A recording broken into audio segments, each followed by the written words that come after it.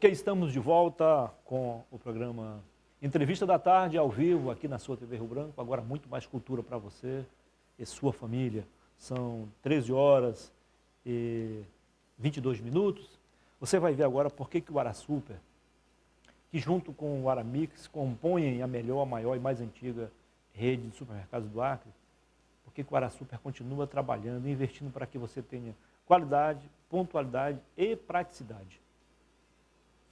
Pra quem não tem tempo não, AraSuper tá na mão. Pra clicar, pedir, chegar, pra comprar com proteção, AraSuper tá na mão. Um novo jeito de comprar e as ofertas aproveitar. Pelo app ou pelo site, leve o mais com promoção, AraSuper tá na mão. O AraSuper agora tá na mão com o AraSuper E-Commerce. Baixe o app ou acesse o site arasuper.com.br e experimente. AraSuper sempre ao seu lado e agora na palma da sua mão.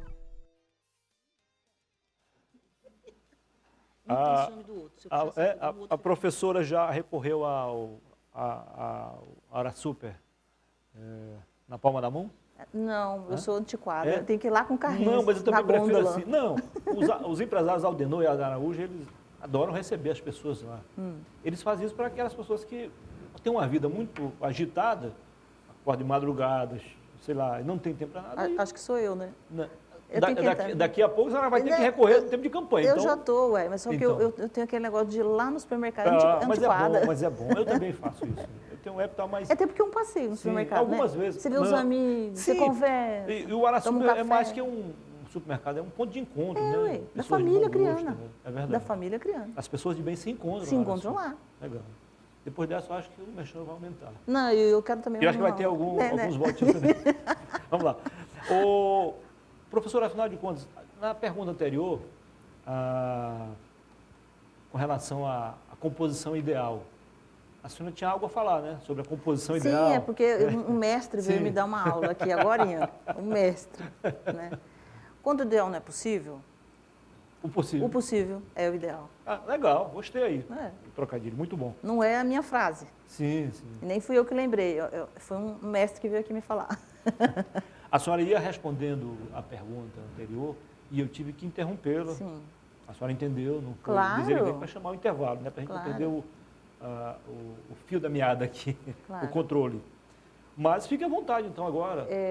A senhora estava a falar sobre a importância do senador Márcio Bittar nessa construção de alianças, de fortalecimento, de articulações, de convites para candidatos. Tem gente que tem um potencial imenso e acha que não tem, né? E é importante essas pessoas de bem entrarem também no cenário político, né? Ingressarem nessa luta, né? Com certeza. O papel do Márcio nessa eleição, ela é fundamental. O papel é fundamental. Veja que como foi importante a gente consagrar o Bolsonaro com essa quantidade de votos. Ele foi o mais votado percentualmente do Brasil, foi aqui no Acre. Sim. Quase 80% dos votos. 82. 82? 78. Já me falaram 78. Não, 78, você tem razão, a senhora tem razão, 78 no Estado, 82 em Rio Branco. Em Rio Branco, pois é. Então, isso fez com que, a gente sabe que isso não tira nem ganha a eleição de um presidente do Brasil, mas o político, ele fica muito agradecido àquela região. Com certeza. Ele se torna um amigo do Estado. Ele deixou isso bem claro na Isso visita fez aqui. com que daí ele indicasse o Márcio como relator do orçamento, correto? Dando um brinde para o Acre, colocando o relator, porque geralmente a indicação é tradicionalmente feita pelos grandes estados. Sim. São Paulo, Rio, Belo Horizonte, bancadas, Minas Gerais, as maiores bancadas. E ele abriu esse precedente, colocando o Márcio como relator do orçamento, que nos propiciou trazer um recurso imenso para o Acre, né, na casa aí de R$ 1,5 bilhão, uma coisa que nunca se viu antes. Né? Então, agora, a nossa obrigação é, de novo, dar essa votação para ele. Porque, de novo, ele pode indicar o outro relator do orçamento, talvez uma mulher, talvez com o mesmo nome, não é verdade? Então, o papel do Márcio é fundamental. Ele é muito experiente, é muito dedicado. Ele está aqui, né, ele está afastado um pouco ali das atividades do Senado. Ele vai estar aqui conosco o tempo inteiro, né? E se não fosse ele, não teria campanha, porque foi através dele, inclusive, que eu fui escolhida. Não sou eu que tenho essa parceria do Bolsonaro. Claro. É o Márcio que me indicou E agora a gente constrói essa relação com o presidente. Quando o Márcio revelou que seria o relator do orçamento, eu já aproveitei e perguntei a ele, à época, de que forma ele poderia ajudar o Acre, se ele poderia, de fato, ajudar o Acre. Sim, com certeza. Mas eu achei que ele respondeu a pergunta ali, piloto automático ligado e tal. Eu não esperava tanto. Acho que o Acre nunca teve tantos recursos liberados. A fundo perdido, né? Não passar no caixa, não. A fundo perdido. Né? Exatamente. Então, acho que valeu a pena. E mais recursos virão. Sim. Mais recursos virão. Ele vai atrás de mais ainda recursos. Esse ano. Né? Ainda esse ano. O mesmo ele não sendo mais o relator, ele está né? correndo atrás, né? Porque ele ajudou muita gente. Então, agora também ele vai atrás, querendo a fatia do bolo para o nosso Estado. Sim, né? sim, com certeza. E o senador, ele tem um importante papel, muito importante, né? Ele é uma metralhadora, né? Mais conhece tudo ali de orçamento. Né? Não ficaria difícil para eu me filtrar em todos esses ministérios e saber ali como é que funciona, né, a máquina, né? Porque ele sabe tudo. Então é só colar. Cola comigo que eu brilho, que é mais ou menos assim. Professora, afinal de contas, eu não posso, de forma alguma, deixar passar essa entrevista em branco e não perguntar algo sobre aquela série de ataques que a senhora sofreu há 3 semanas. Foi um mal-entendido? O que aconteceu, afinal de contas? Fique à vontade para falar. Olha, eu estava lendo uma entrevista de um intelectual verdadeiramente, um gaúcho, esqueci o nome do senhor, um velhinho muito simpático, muito experiente. E ele estava dizendo que em junho do ano passado, teve o centro que mede a competição, a competitividade dos países, o que tem mais competitividade, o que tem menos competitividade, obteve uma informação muito importante para nós que não foi divulgada. Né? E foi medido aí, inclusive, a educação, né? De 64 países, os que são mais e os que são menos competitivos. Sabe onde que nosso Brasil ficou colocado? Em último lugar. Que vergonha. E quando você leva proporcionalmente os recursos investidos, aí que o resultado é ainda mais complicado. Porque veja, a nossa educação, a nossa educação ela foi cercada, ela foi quase que abduzida, por os sindicatos, né? Por políticas aparelhadas pelo PT. E olha o resultado. Por quem comanda por dentro, né? Ela foi sequestrada por esses movimentos ideológicos, né? Ideologia de gênero nas escolas, que é aquilo que eu falei, né? Desses sindicatos e dessa politicagem, que isso não é política. Né? E quando você toca no assunto, quando você toca na ferida, aí você passa vou dizer assim, um inchamento público, né? E distorcem o que você faz, pegam um trecho do que você faz, né? E distorcem, te colocando numa situação que parece que você acusou alguma escola, algum professor. Me fez lembrar... E isso se chama cancelamento. Se chama cancelamento... Eu quero cancelar. Cancelar. E agora, veja que bobagem, né? Que bobagem. Até os direitos humanos, né? Quer dizer, tentaram cercear a minha fala, deturpando a minha fala. Mas isso, para mim, eu não vou largar a ponta da corda. Eu não vou largar a ponta da corda e eu acho que nós temos obrigação, nós pais, nós professores, né? Nós da sociedade civil, organizada e não organizada, nós temos que estar de olho nesses projetos que apresentam na Câmara Federal e no Senado da República, né? Da ideologia de gênero, né? A favor do aborto, da legalização das drogas. A gente precisa saber quem são os que apresentam isso, da onde eles são, de que partido são, de que corrente ideológica são. Porque dia 3 de outubro, somos nós que vamos escolher esse povo. Nós somos a última instância. Então está nas nossas mãos. Vamos averiguar, não vamos deixar isso chegar nas nossas escolas.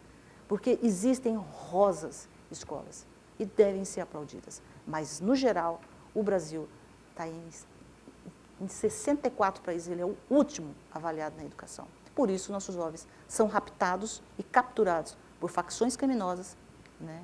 As meninas são levadas para a prostituição, os jovens não conseguem competir no mercado de trabalho, porque o ensino-aprendizagem está em péssima qualidade. Prestem bem atenção, amigos, para também não deturpar os fatos. Ela falou em termos de competitividade, deixou bem claro isso. Ela não falou em referência ao PISA, que é aquele índice que mede a capacidade do nível. O PISA deu o Brasil em 46º lugar. O que também é vergonhoso. É um mico.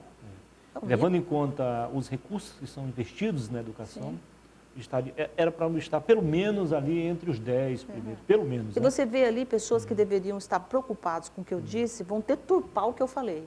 Né? E, inclusive, por exemplo, o Sindicato da Educação. Eu faço até um desafio, porque eles fazem sempre greves para aumentar o salário.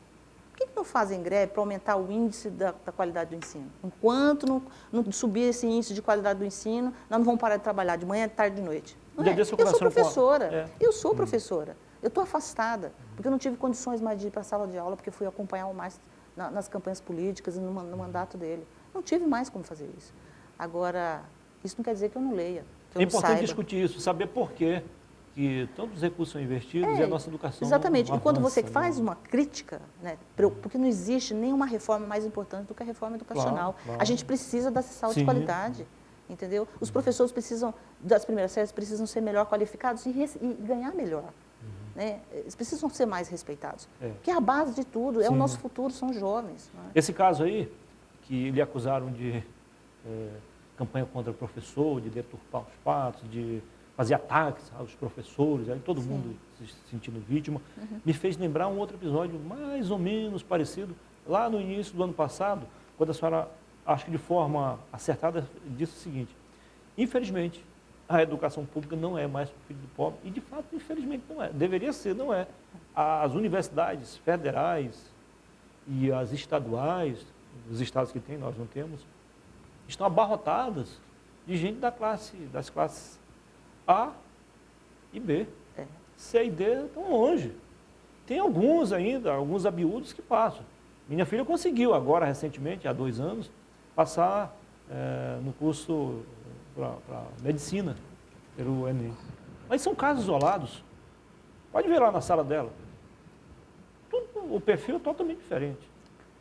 Justo, né? E aí afirmaram que a senhora disse que não é pobre, justo. Pobre na escola, a universidade pública não era para filho de pobre, foi? Não é justo que a minha secretária, através dos impostos, pague a Universidade Federal dos meus filhos. Isso não é justo. Né? Agora, o que está aí, né? A gente não pode largar a ponta roer a corda. Né? E é o que eu te falei, é o tal do cancelamento. Se você fala sobre isso, aí vem o policiamento. Sabe o policiamento? Vem por cima de você. E me acusaram de tudo e tal. Aí, sobre isso, eu digo que Judas veio trair Jesus. Claro, evidente. Esse papel que o Judas veio fazer, não foi? Sim. Então, deixa o pessoal fazer o papel deles. É isso que eles sabem fazer, deixa eles fazerem. Tá. Né? E, inclusive, quando você vê também falando em Jesus, às vezes quando eu quero ficar assim, né, ofendida, eu penso assim, gente, Jesus, que foi um santo, que nunca pecou, eu que sou, quem que sou eu perto de Jesus? E ele foi linchado, preferiram Barrabás ao invés dele. Ele foi linchado pelos dele, né, por ser Deus. E eu vou reclamar? Eu vou reclamar? Eu não, deixa cada um fazer o que sabe fazer. A boca fala do que o coração está cheio. Né? 48 horas depois daquele episódio, estourou uma outra bomba. Eu não vi ninguém se manifestar.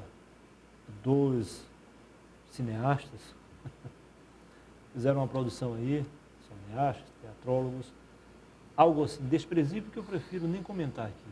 Não vi nenhum comentário contra. Do filme da Netflix?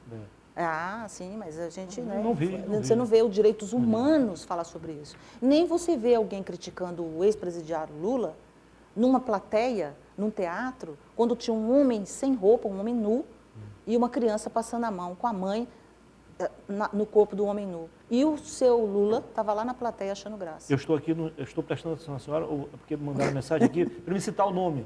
Me desculpe, para mim eles são insignificantes e não vão ter o nome citado aqui. Com certeza.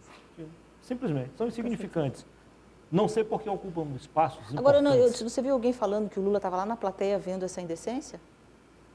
Esse assinte às famílias?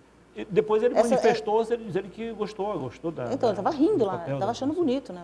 Um direito dele, né? Um direito dele. É um direito dele, agora as pessoas têm que saber, né? Sim. As pessoas têm que saber. É verdade. Aí, então, é o que eu estou dizendo, dia 3 de outubro, a instância maior somos nós. Né? Quem é que está incentivando essa ideologia de gênero nas escolas? Quem que permite essa indecência com crianças pequenas? Quem que permite isso? Quem é o grupo que permite isso? Eu sou contra o aborto. Eu sou contra a ideologia de gênero nas escolas. Eu sou contra a legalização das drogas. Vamos ver quem vem aqui e fala a mesma coisa. Né? Eu sou claro, eu falo o que eu penso, o que eu acho. Professora, a senhora tem se posicionado e, ao mesmo tempo, acaba se expondo, né? Na defesa, digamos assim, do agronegócio, defesa dos princípios éticos, cristãos, dos bons costumes, mas isso tem um preço alto, né? A senhora está disposta a pagar isso mesmo? Olha, eu tenho uma vida...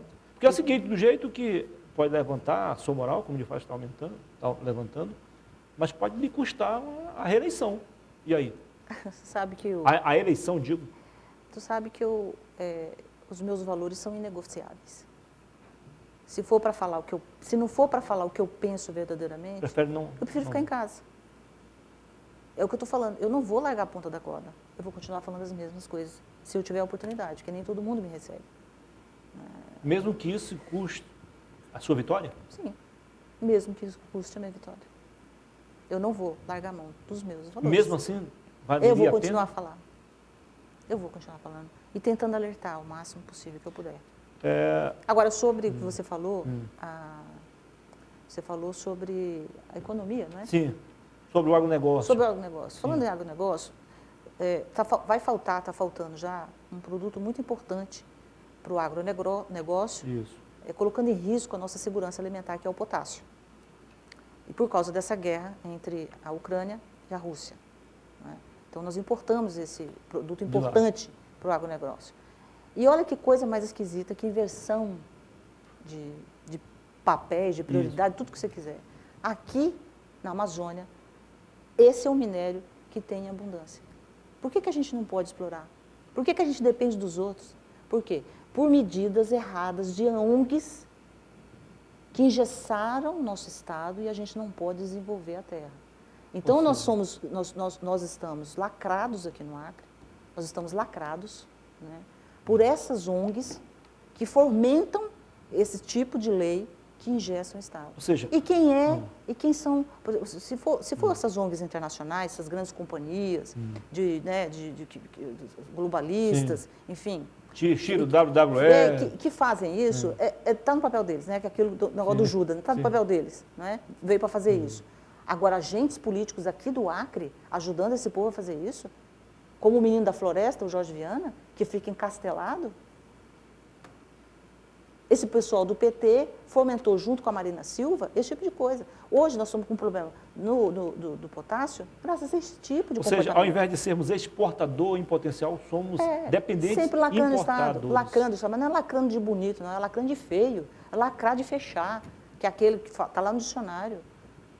Né? Então, a pessoa tem que vir aqui explicar o que é esse negócio de florestania, que teoria econômica é essa. A gente tem que separar aí, os meninos dos homens. Olha uma mensagem aqui, estão dizendo aqui, estão querendo lacrar a pré-candidata. A senhora teme ser lacrada? Não. Não? Não, tem uma criatura que me protege muito. Diga. Deus. Professora, foi um prazer recebê-la aqui. Prazer foi Querendo acrescentar algo, ainda há tempo. Quando Jesus foi na sinagoga e ele viu um comércio em frente à igreja, ele teve um ataque de fúria e quebrou e derrubou tudo. Então, não se faz isso diante de uma igreja. Existe a ira divina, sim. Ele é amor, mas é fogo consumidor. Sim. Então, eu acho que isso que fizeram comigo na internet me remeteu a uma fala eu não sei se é do Pondé, não me lembro mais se é do Pondé ou do professor Olavo de Carvalho.